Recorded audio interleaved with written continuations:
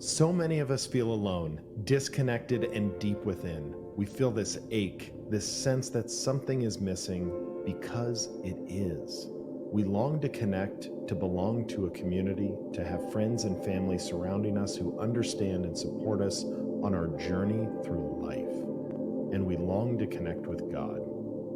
This yearning comes because we know deep down that God never intended for us to be alone or separate. He made us for connection. He wants us to open our hearts so we can know deep spiritual connection with Him. God also wants us to connect with each other. He knows the pain and suffering of this broken world, but in honest, loving, and trusting relations with each other, we can ease our heartache and enduring anything. This week on Relentless Hope, Seth Streeter, founder and Chief Impact Officer of Mission of Wealth, teaches us about connection, and he shows us how to connect our spiritual lives with our professional lives, and he explains how everything in our lives stems from having a strong spiritual connection. As Seth says, we do not have to keep our spiritual connection in a separate container from the rest of our lives. Instead, we can use our connection with God to inspire and motivate all our actions. We hear how Seth learned to blend his spiritual and professional lives after he overcame debilitating panic attacks that threatened his career and the company he founded, Mission Wealth. And Seth shows us how he's helping people lead more inspired and fulfilled lives through the Trojan horse of money conversations. Seth also teaches us to be great leaders. We need to connect to our spiritual selves and our people. He shares how he starts every morning in spiritual connection and how leadership is about knowing our people, understanding their strengths and weaknesses, natural roles, abilities, and having realistic expectations for what we can achieve together. We also learn what Seth's doing to leave his legacy and the 3 areas he's focused on through his company. This includes caring for his team, caring for his clients, and caring for the communities where his company serves. Seth also shows us when we prioritize our spiritual connection to God that our lives begin flowing in perfect divine order, and we are able to bring God's light, His love, and His will to everyone we meet. As we connect to God, we're able to develop deeper and more meaningful and more fulfilling connections with ourselves and each other. When Seth Streeter was about to present his company for a national partnership, he found himself in the midst of his first panic attack on stage. And all of a sudden, I felt like I was in the audience looking at me, and I became hyper aware of my physical sensations. I started to feel my heart race in my chest. I started to feel my breath shallow, as my breathing really becomes shallow. And my hands became clammy. And by the time he handed the microphone to me, I was staring at the audience in just sheer terror. I grabbed the mic and I tried to speak into it, and I couldn't even say a word. I was like, I was choking. I can actually remember it now. And I remember I looked to the man who introduced me and I handed him back the microphone and I said, "Excuse me," in a whisper. And I ran off the stage. And as I ran off the stage, I remember going out through the back and I saw an exit door, and just everything in me wanted to just keep running and just go right out that door in my suit and lucky tie and just get the heck out of there.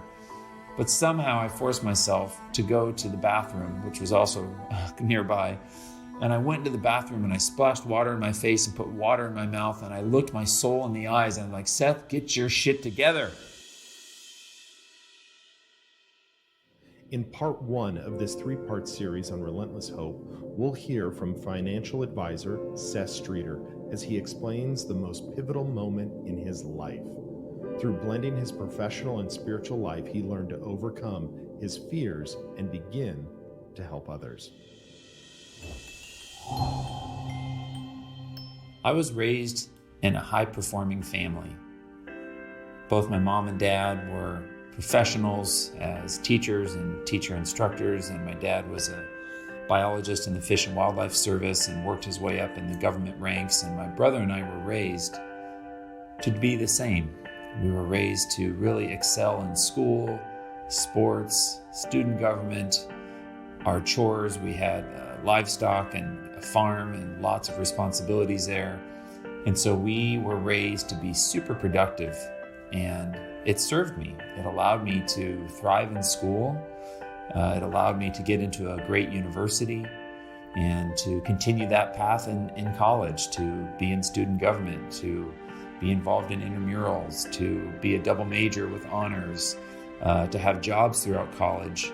And it allowed me to get a great career. I started working 1 week after graduating in the world of financial services, and I was completely determined to continue to thrive and excel.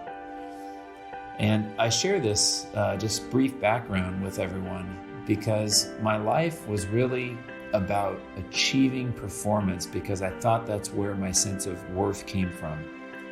I thought that if I was productive, I was worthy and even loved. If I could show accomplishments through, running a marathon or an Ironman, or hitting a certain sales goal or a certain career goal or a certain award, well then, I had those external validators that I was somebody, I had worth.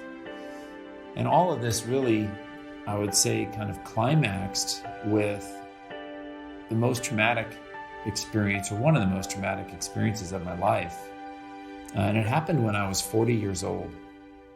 I was very involved with my financial services company. I have a wealth management company that had really grown and achieved a great deal of success in the traditional sense. And I opened up this incredible opportunity to form a national partnership with a huge financial services partner.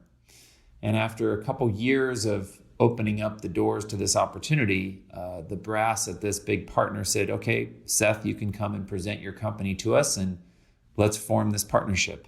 And so I was so excited. I thought, finally, I've built this national partnership. This is going to really launch our company to the next level. And so I prepared for this talk as I would any others. And I had done a significant amount of public speaking up to this point.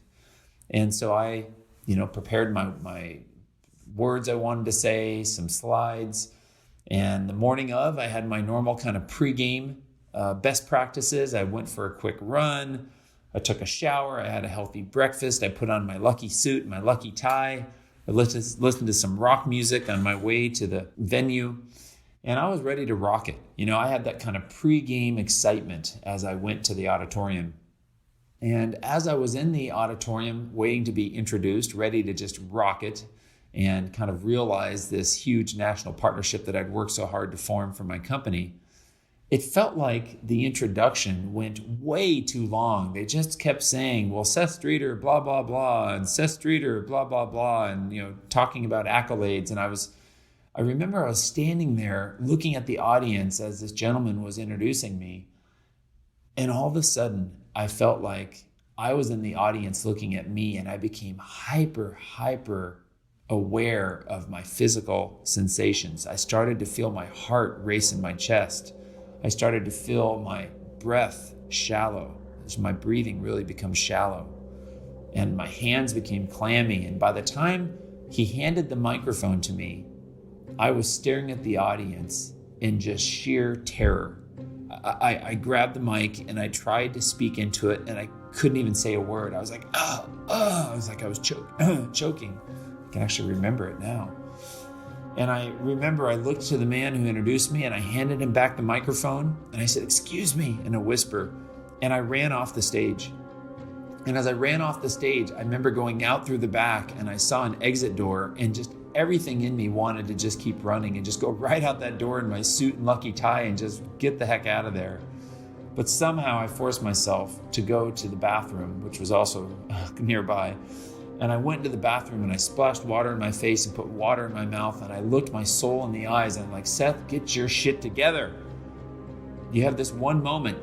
Don't waste it." And so I somehow overcame my fear and my heart, my racing heart. And I went back into that auditorium, and the guy who was introducing me had a glass of water, and the audience was kind of standing there or sitting there wide-eyed. And he gave me the microphone again, And I remember I started to talk, but I was staring at my feet because I couldn't even stand to look them in the eyes because I felt like I was being so judged, and that it was just such a terrifying feeling to have those, hundreds of eyes staring at me. And I somehow managed to just keep talking to a point where I could feel the fear kind of subside out of me. And maybe it was 2 minutes, but it felt like a lifetime. And I was able to get through that talk.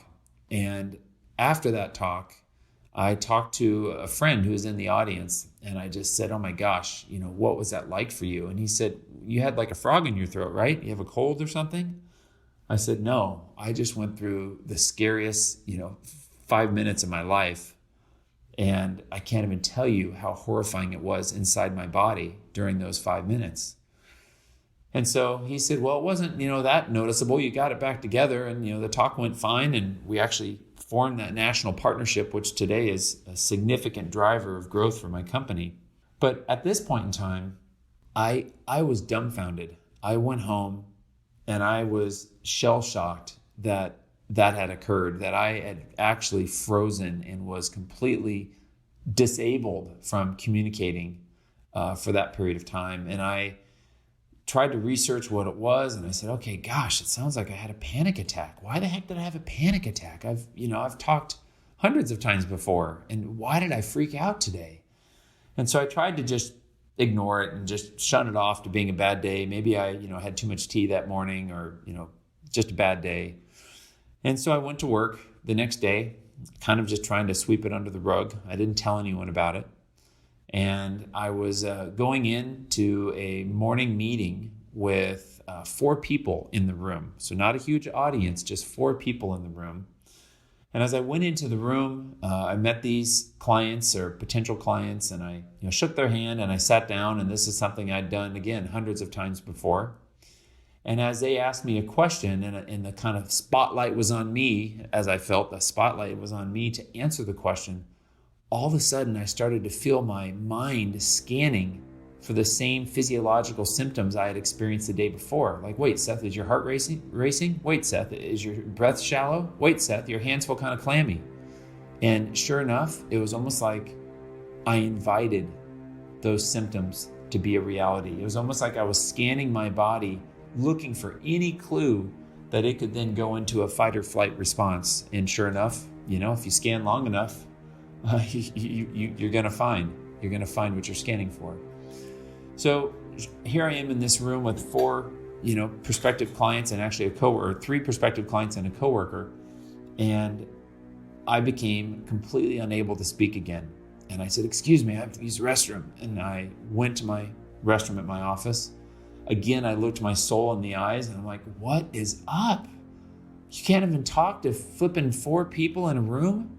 Get it together." And I did the same thing as last time. I kind of like scolded myself. I felt such disgust with my inability to just overcome this. I prided myself on being someone who could overcome things, and I pushed through, again, endurance races. I'd push through tough business challenges.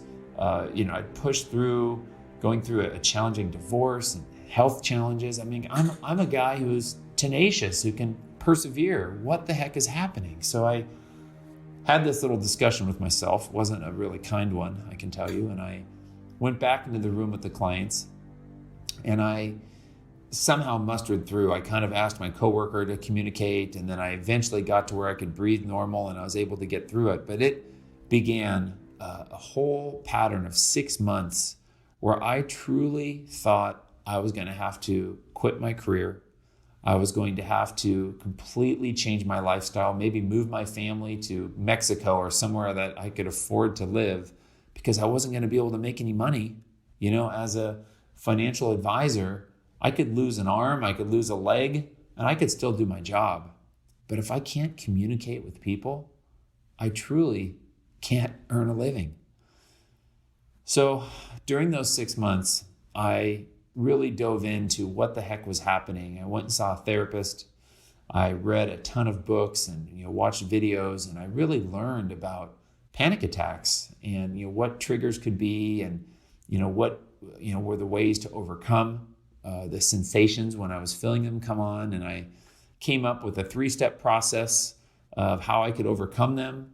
I would need to acknowledge my sensations as I first felt them. So, oh wow, Seth, you're feeling a little bit nervous right now. You can't deny those feelings because the body's going to turn up the volume if you do. So I would just acknowledge, oh, Seth, you're feeling kind of some nerves right now. Your heart's racing a little bit.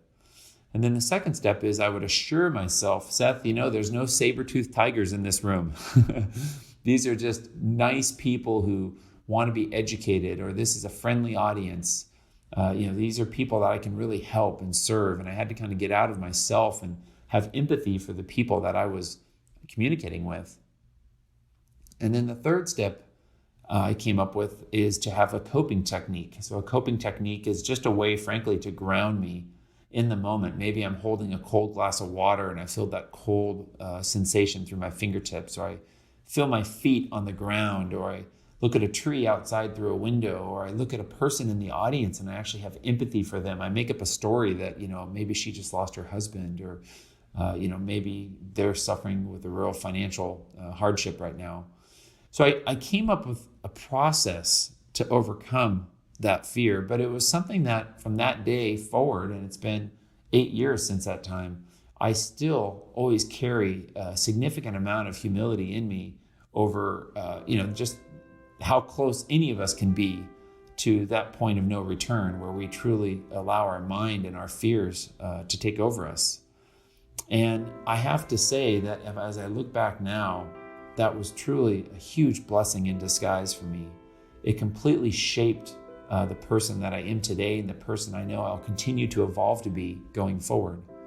And my whole kind of mindset prior to that panic attack was that I was a professional who was achieving, who was all about execution.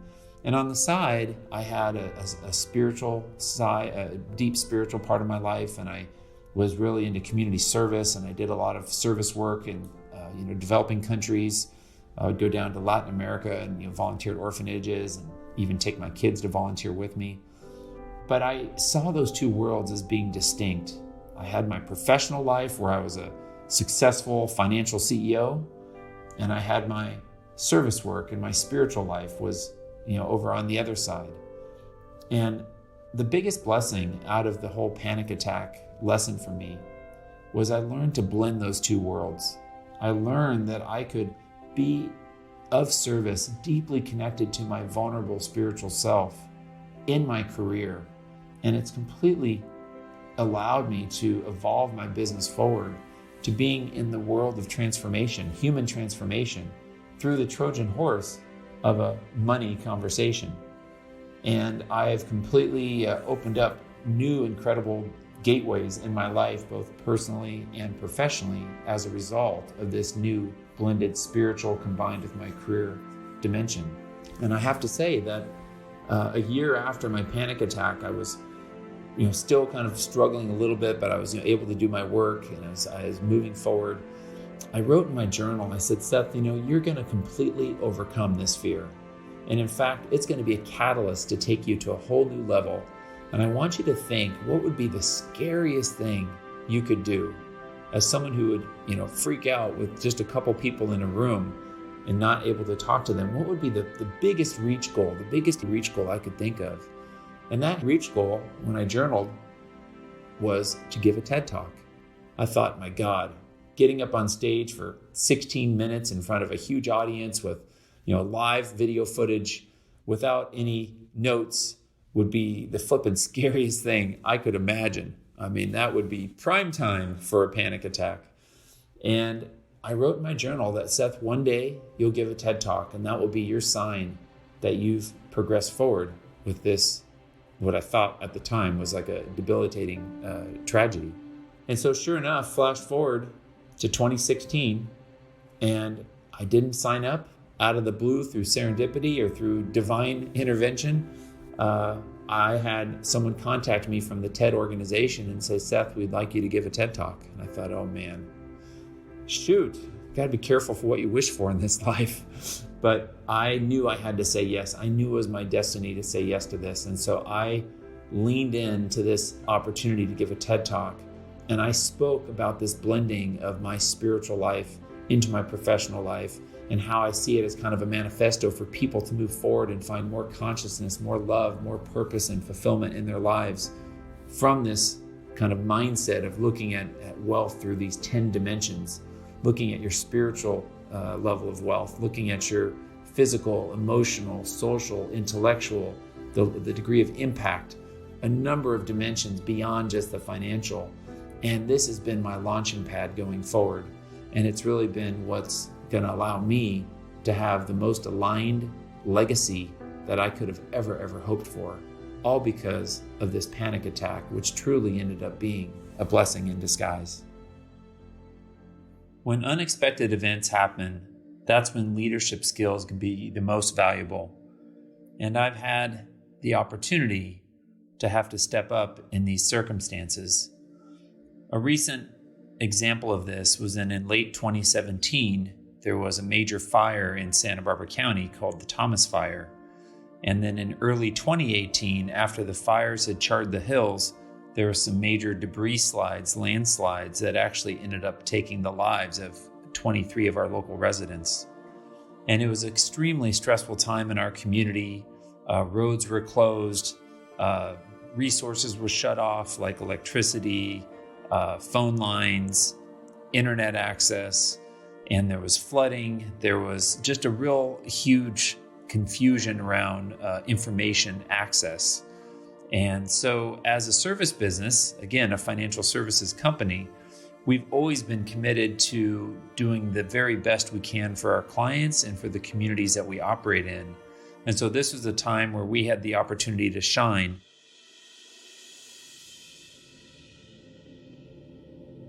In part 2 of this 3-part series on Relentless Hope, Seth explains how vulnerability creates power in leadership roles. By connecting to those who you lead and understanding their strengths, you will have a more productive team.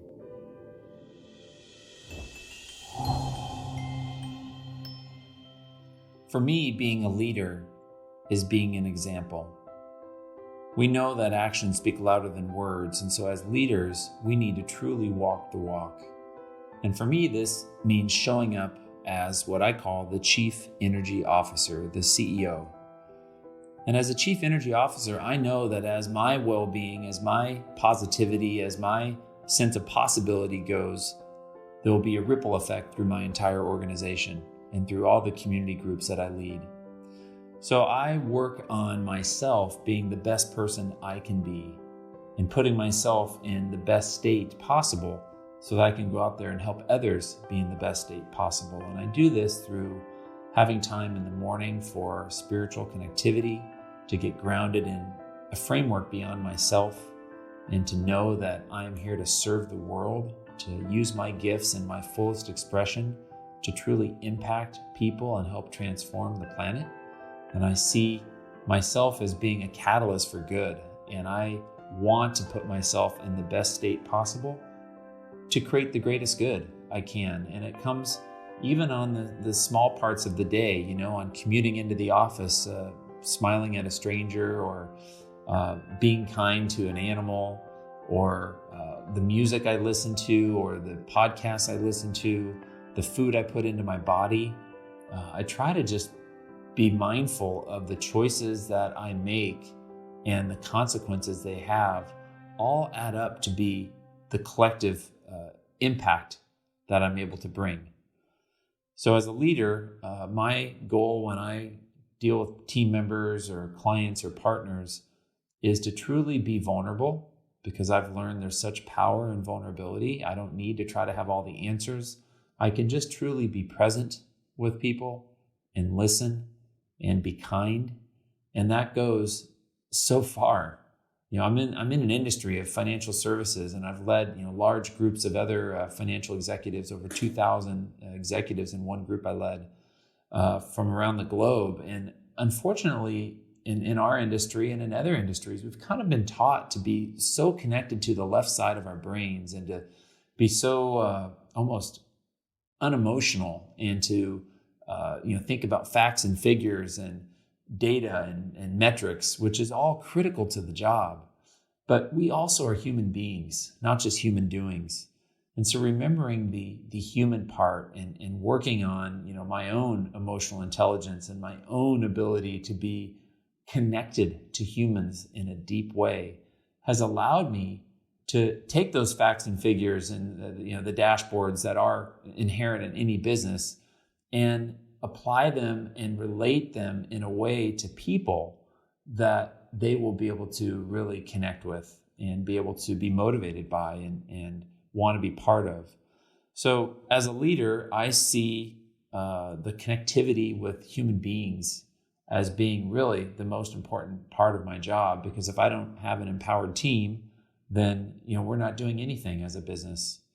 And also I realized after many years of trying to be so serious, especially starting off in a young age when you're trying to build trust with people and let them believe that they should give you their wealth to manage when you're only 22 years old and kind of pretend to know it all. So I was so lucky once I finally lost my hair, because boy, that made me look older. I remember actually thinking that. So the thing I've learned is that you can actually be playful. You can have fun and still be productive. So as a leader now, I try to be playful with my team and have a smile and connect with them on a personal level. And not just always be about execution and about the job task. We do need to get things done. We do need to have a degree of accountability and obviously a work ethic. But we can also have some levity in our day and have some levity in how we relate to other people. And so for me, a leader is being positive, being playful, listening, caring, and knowing that I have to be the example, that my actions will always speak louder than my words. For me, this is the key to being an empowered leader. When unexpected events happen, that's when leadership skills can be the most valuable. And I've had the opportunity to have to step up in these circumstances. A recent example of this was in late 2017, there was a major fire in Santa Barbara County called the Thomas Fire. And then in early 2018, after the fires had charred the hills, there were some major debris slides, landslides, that actually ended up taking the lives of 23 of our local residents. And it was an extremely stressful time in our community. Roads were closed, resources were shut off like electricity, phone lines, internet access, and there was flooding. There was just a real huge confusion around information access. And so as a service business, again, a financial services company, we've always been committed to doing the very best we can for our clients and for the communities that we operate in. And so this was a time where we had the opportunity to shine. And we did so by really becoming a command post for our over 1,000 clients. We contacted them. We shared evacuation notices and locations. We let them know about emergency resources that were available and even offered to take clients' pets. For our clients who were out of town at the time, we offered to try to get photo footage of their homes to see if they were still okay and standing and kind of what the current status was of the fire movements. And we personally got involved. We ran a donation where we collected household goods and clothing that we donated to local families that had been evacuated from their homes. And we also volunteered with some different organizations that were there supporting the kind of crisis control that was happening. So, as a service culture in our company, our focus is just always on how we can best serve our clients and the communities we operate in. And so this was the way that we could be of the best service. And as a leader, it was amazing to see my team come together for our clients, and the tremendous loyalties that it brought for our clients, I think will just never be replaced. They could tell that we truly, truly cared for them and that we're willing to step up in that time of need. And so oftentimes as a leader, we have the ability to really step up in a time of crisis and take drastic measures and to really use the organizational assets for the greater good. And this was an example that my company, Mission Wealth, definitely stepped up in this way. If there's one thing a leader has a great deal of experience in, it's failure. Leaders are just really good at not quitting. They're really good at just being tenacious and persistent and trying again. I've had all sorts of failures as a leader. And of course, I look at failure as just simply an opportunity to grow and learn and reapply it in the future and not make the same mistakes twice. I'd say the top couple failures I've had as a leader, if I had to look at the mass groupings in themes, would one be being overly ambitious, not always setting realistic goals with bite-sized actions that can be taken, but instead setting really a lofty vision without the nailed down strategic plan to get there. And that really doesn't set a team up for success when you're just setting a huge lofty goal without a realistic way that they can achieve it. The second area I think I've failed is I'm such a people person. Oftentimes I overweight my relationship with someone versus taking a really honest assessment of their natural strengths and the roles in which their strengths can be best utilized. So something that I've seen as an example is I will come up with an idea of maybe an event we're going to put on or a new growth opportunity we'll be tackling, and I might share it with someone who I think has the ability to implement that. But in actuality, that person might be looking for really a black and white nailed down plan. So what I feel is a clear directive to them feels like a lot of gray without a lot of the meat on the bone. And so they don't have a clear way in which to implement. And I've left thinking that I've delegated. And so then both parties end up getting frustrated. So as a leader who prides himself on learning from these mistakes, I've learned to really identify people's strengths across 4 key areas. And the 4 areas are as originators, those who are really good at creating the big vision, creating unique solutions or innovations. Number 2 is as advancers, people who can take the idea from an originator and kind of refine it further. The third group I call refiners. They're the people who say, that's not going to work because, and they bounce the idea back up and say, that's not going to work because, or that doesn't work within our system, or they bounce it back up to the advancers and the originators and make them really get it nailed down. And then the fourth group are the implementers. These are people who do like things to be black and white, and they are great at executing when you give them a very clear action plan of what to do. So as a leader, I want to make sure I understand the strengths and the natural roles and abilities of my team members so that when I do have a big vision, I make sure I speak to one of my advancers first. And then from there, we bounce it down to the refiners and then ultimately get it to an implementer. And I've learned to really understand who people are, and it has nothing to do with how much I like them or maybe have a personal connection with them. I work really hard to find personal connections with all of my team members, but it's more about really understanding their unique roles and how we all need each other to work together toward achieving our long-term vision. So leadership is about knowing people.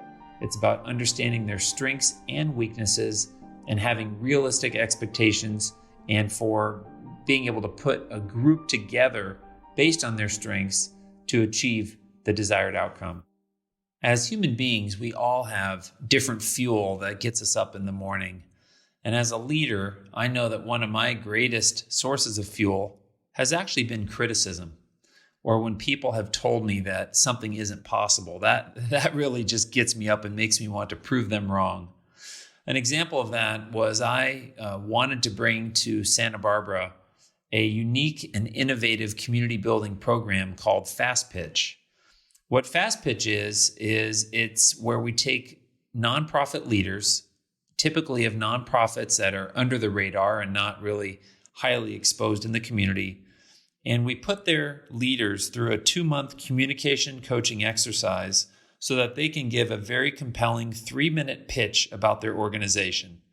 Specifically, they talk about the history of their organization, why it exists, and what their greatest need is to launch their organization to the next level.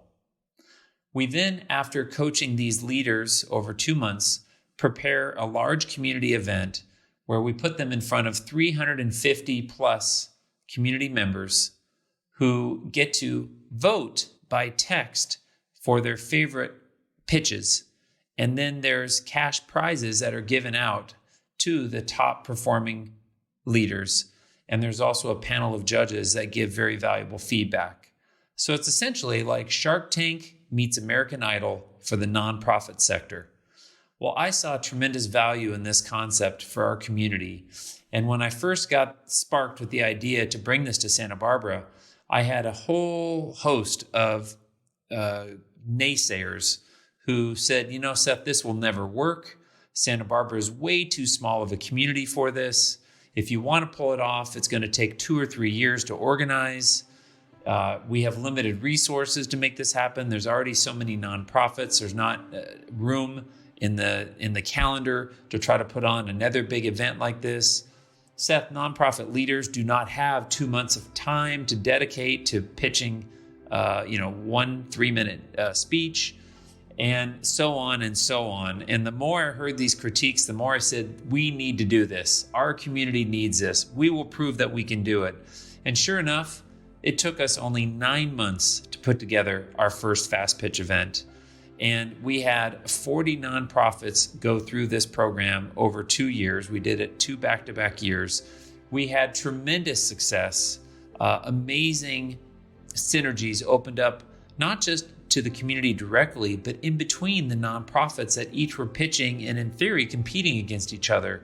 There was beautiful collaboration where they supported each other, and the outcome couldn't have been better. I was so proud to see our community rally, especially our nonprofit community. And I was so happy that I was able to override the negative feedback that I was getting as I was starting to put this together. And again, those critiques ended up being my fuel that allowed me to be the Chief Energy Officer for Fast Pitch SB, which is something that I'm really proud of, that has really helped shape the Santa Barbara community. So what we're doing is we're bringing the community together around these campaigns, and we're highlighting the top actions or programs that these organizations, businesses, or city agencies have to help support progress. And then we're tracking the collective results. So my vision is that we're going to start by making Santa Barbara County the home of the first Earth Day, a shining example for sustainability. And then we're going to be spreading this out into other counties all over the country and hopefully eventually across the globe. So I want to make a difference for our planet, which I care so deeply for. And it all comes from micro actions that we can each take each and every day. In part 3 of this 3-part series on Relentless Hope, Seth explains how he's leaving a legacy through helping others achieve their full potential. By applying experiences from his past, companies, and the book that Seth wrote, he's helping his employees and clients learn about themselves and how to achieve their dreams.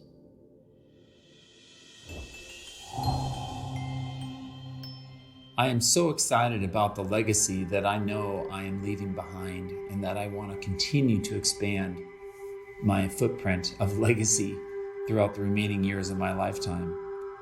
For me, it really comes in 3 broad areas beyond being a parent, because I just love my son and daughter so much, and I feel like they, in so many ways, are my ultimate legacy.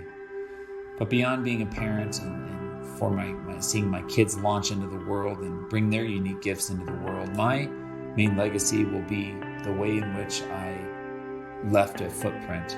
And the main ways that I see myself leaving this footprint will be, first of all, with my company, Mission Wealth. As a national firm, I know that we're really helping families all over the country find and enjoy financial freedom, and even more, to have deep fulfillment in their lives. So we are using, again, the money conversations as a way to help people find greater connectivity in their lives, maybe with family and friends, or to explore their artistic side and go take a photography class or write a book, or to take that dream trip to Bali, or to really develop meaningful friendships, or to get super involved in the community and have community impact.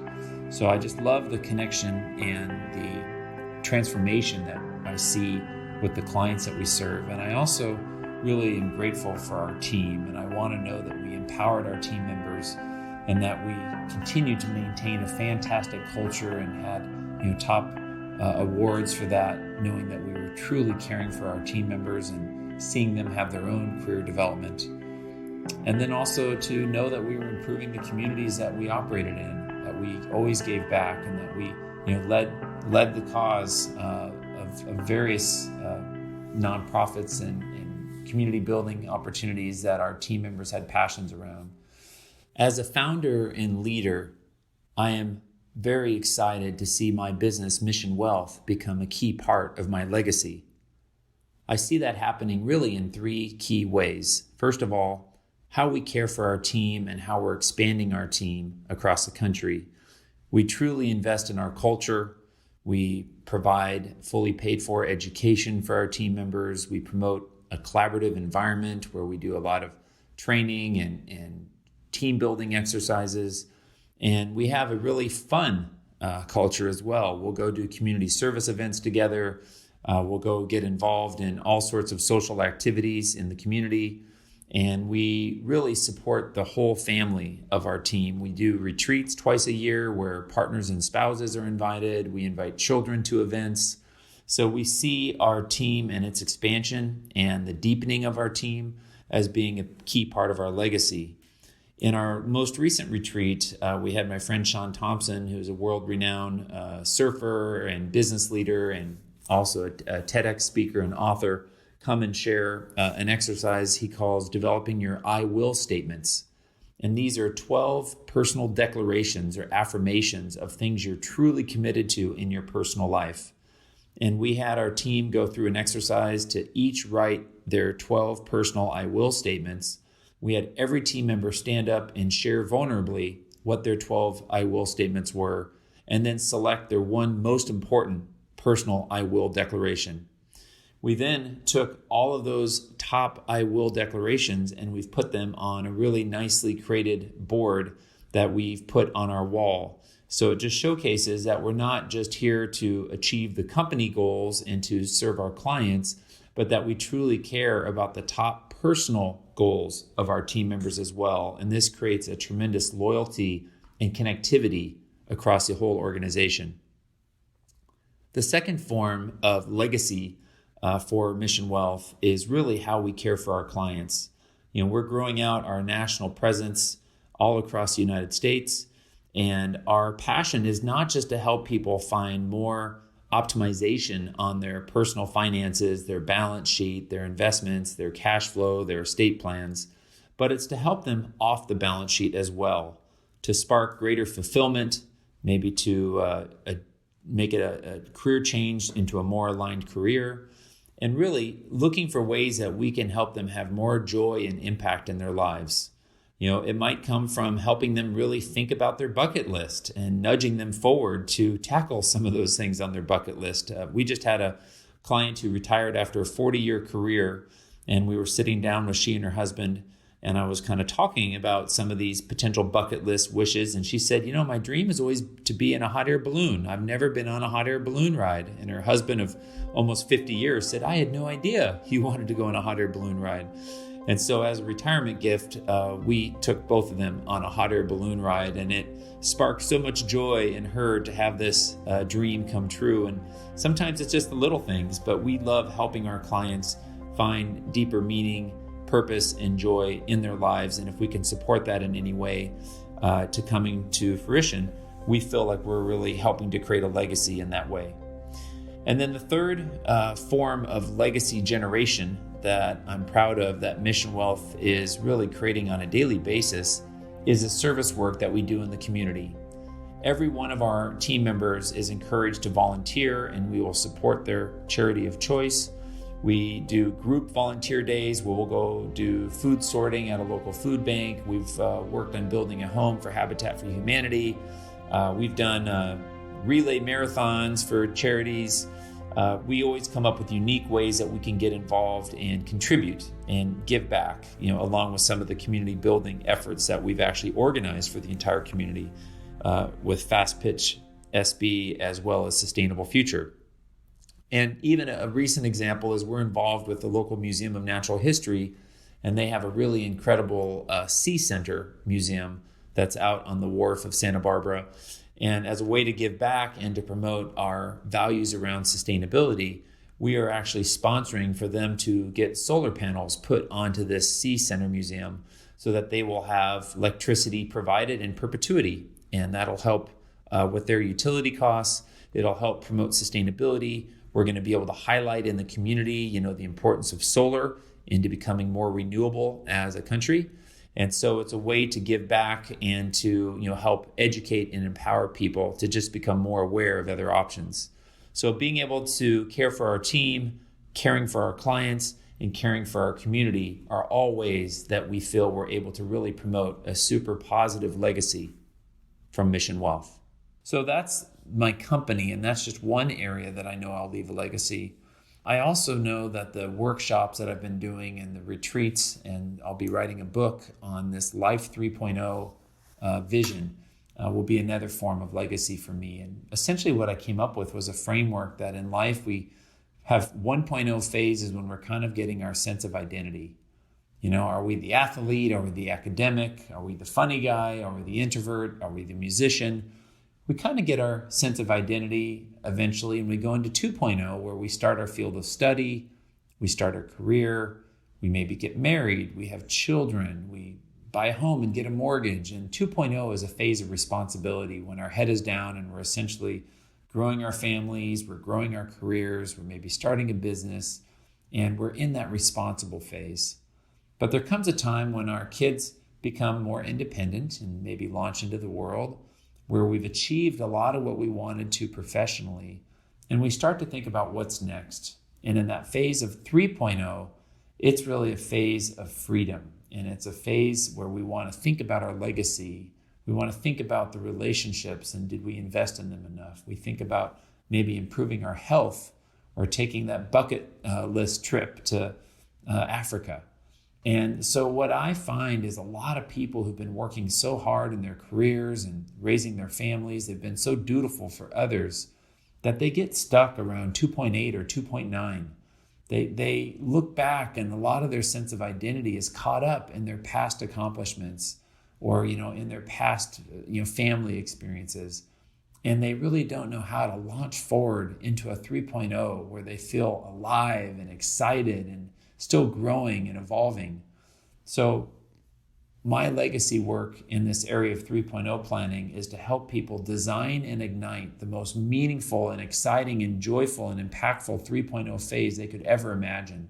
And I'm really loving holding retreats and putting together different exercises and programs to help people find more joy and meaning in this third phase of life. With the Developing Your Life 3.0 vision work that I do, both with large group presentations as well as small group facilitations, we also are doing one-on-one coaching with our clients. And what I'm really excited about in spreading this message through these workshops as well as through a book that I look forward to publishing is to highlight real-life examples of where everyday people have dared to reinvent themselves and to be able to find ways to live a more aligned life. Maybe it's a career change. I had a client who was a corporate attorney who really wasn't passionate about his work, that required a lot of travel away from his family and intense stress of always having a deal after a deal. And through working with their family, we were able to help them imagine a life in where he was living close to home, not traveling, and working in an area of passion of his, which is becoming a history teacher. And so now he's a high school history teacher. He has summers off to spend time with his wife and two teenagers. They have really evolved as a family through this career change. And in this 3.0 work, we also love to help people develop what we call their inspired life purpose. And the inspired life purpose is really when you find a way to intersect between your natural gifts, your acquired skills, your greatest passion, and with what you feel is a huge trend or need in the world. We help our clients and individuals go through a visioning exercise where they really identify their greatest gifts. These are the things that have come just natural to them their whole lives. Maybe you've just always been a strong communicator, or you've always been great at developing first impressions, or you've always been good at math or problem solving. And then you think about your skills, these are the talents that we've gained through maybe hands-on experience or through education. And so these are acquired skills that we've honed over the years. The third circle has to do with our passions. This is what we really love to do. If we had all the time and all the money in the world, this is how we would spend it. And then the fourth circle has to do with what you think the world needs most. What is a cause that you're deeply touched by? What is a trend that you see happening in the world that you really want to get in front of?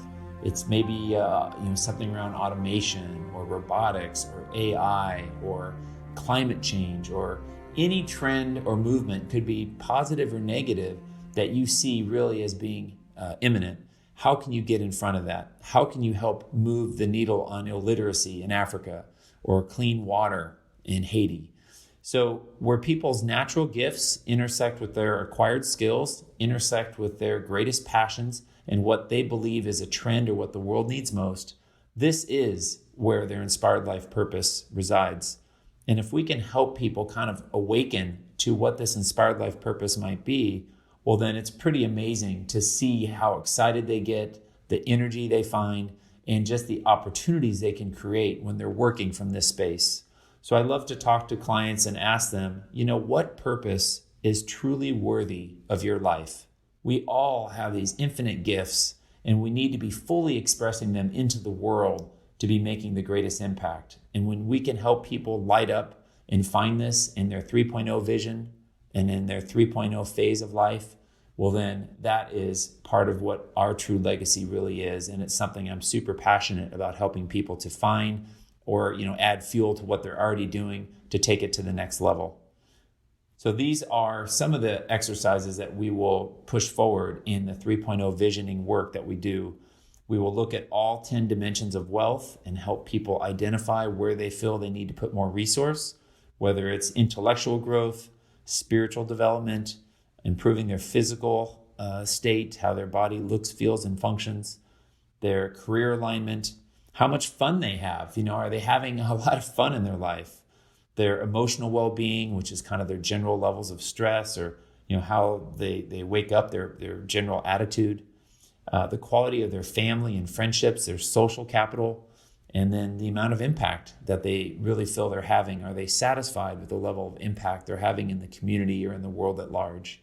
So as we all take a look at this holistic, lens of ourselves, we can find areas that we can put more energy and time and attention into, and then as a result, feel more well-rounded and feel a greater sense of meaning and fulfillment in our lives. And then the final area that I am super passionate about continuing to build my legacy is in an organization called sustainablefuture.org that I founded. And sustainablefuture.org is an organization that's here to help combat human-induced climate change. I've been passionate about the environment for my lifetime, really. And I've worked on so many different nonprofits, and I saw this silo effect that existed where these great nonprofits were doing great work, but they're each kind of operating in their silo from each other, and they weren't really collaborating. And I saw the same thing in the business community, in the public sector, and in schools and universities, and even faith-based organizations. I thought, if somehow we could unify these big pillars of the community and all the organizations within each of those pillars, so all the nonprofits and all the businesses, into one rally cry, then we could really have incredible impact. And so there's an African proverb that says, if you want to go fast, go alone. And if you want to go far, go together. And so sustainablefuture.org was really a way in which we could all go further together. And what it is it's a platform, it's an app that allows us to use gamification and technology to bring awareness and empowered actions around all sorts of various campaigns. So currently we have campaigns around minimizing single-use plastics. We have campaigns around water conservation, around smart transportation, ways that we can be more mindful of ride sharing or using mass transit or using electric vehicles or biking to work. We have a campaign around food waste. Did you know that 40% of food in the United States is wasted? And there's so much we can do to help with food rescue programs and to be smarter with our food practices, and even with our food that we get rid of, to be composting that food instead of just putting it into the landfill. So what we're doing is we're bringing the community together around these campaigns, and we're highlighting the top actions or programs that these organizations, businesses, or city agencies have to help support progress. And then we're tracking the collective results. So my vision is that we're going to start by making Santa Barbara County, the home of the first Earth Day, a shining example for sustainability. And then we're going to be spreading this out into other counties all over the country, and hopefully eventually across the globe. So I want to make a difference for our planet, which I care so deeply for. And it all comes from micro actions that we can each take each and every day. The small choices of how we shop, how we eat, how we dispose of things, we can be the difference in our daily steps. And if we can do so in a way that we feel empowered and educated, and we get peer validation, and it's all happening from an app that's super simple from your phone, then we can actually have a ripple effect throughout the world. So for me, legacy is about continuing to grow myself, about continuing to invest in my children and my friendships and my family.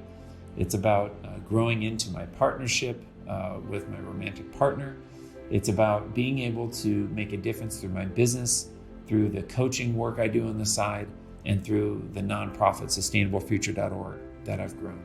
And I feel so grateful to be of service, and every day to show up as a light for the world. And that's really what I wish for everyone, is that everyone would be able to really feel that spark within themselves that is their true gift, and to be able to lean into that spark and allow it to grow and illuminate even brighter, and then bring that fully into the world, express it into the world.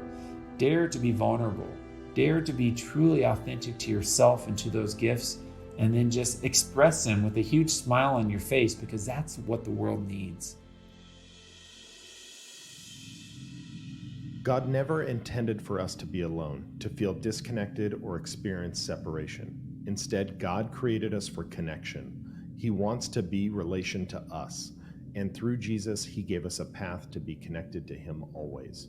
This connection is our foundation for how we live our lives, including all of our actions and words we speak. And God also wants us to be in connection with each other. He made us for relationships and to create community. He made us to love, honor, and cherish each other, to uplift, unite, and draw strength, courage, and conviction from each other. By ourselves, we can do nothing, but with God and with each other, anything is possible. When you connect with God, we bring his light and love into everything we do, to everyone we meet. And God has given us amazing tools to help nurture and grow our connection to him and each other. From daily prayer to reading scripture, God shows us how to relate to him and to each other. This week on Relentless Hope, Seth Streeter, founder and chief impact officer of Mission Wealth, showed us the meaning of connection and what happens when we make our spiritual connection the foundation of our days. Seth taught us how he learned to blend his spiritual and professional lives, and how it opened incredible gateways personally and professionally for him. And he showed that by connecting our spiritual and professional lives. It acts as a kind of manifesto, helping us to find more consciousness, love, purpose, and fulfillment. We learned how to be great leaders. We need to value our spiritual connection and connection to our people. Seth taught us how he begins each morning in spiritual connection, which helps put him in the best possible state so he can create the greatest good throughout his day. And we learned how Seth prioritizes empowering and getting to know his people. And he encourages us to work on our emotional intelligence so that we can better connect to people. By doing so, we can better lead and motivate people to be a part of what we're creating. And Seth taught us how he's working to leave a lasting legacy of care through his company, Mission Wealth. Every day, Seth tries to care for his people, care for his clients, and care for his community. His company serves it. And we learned about what Seth calls 3.0 planning, which is a phase in our lives that's about freedom, and thinking through our legacies and designing and igniting the most meaningful, exciting, joyful, and impactful 3.0 lives we could ever imagine. When we prioritize our connection to God, then our relationship not only deepens, but it also spills into all areas of our lives, making everything and everyone we meet better. Through our connections to God and each other, we come to know love, peace, and hope.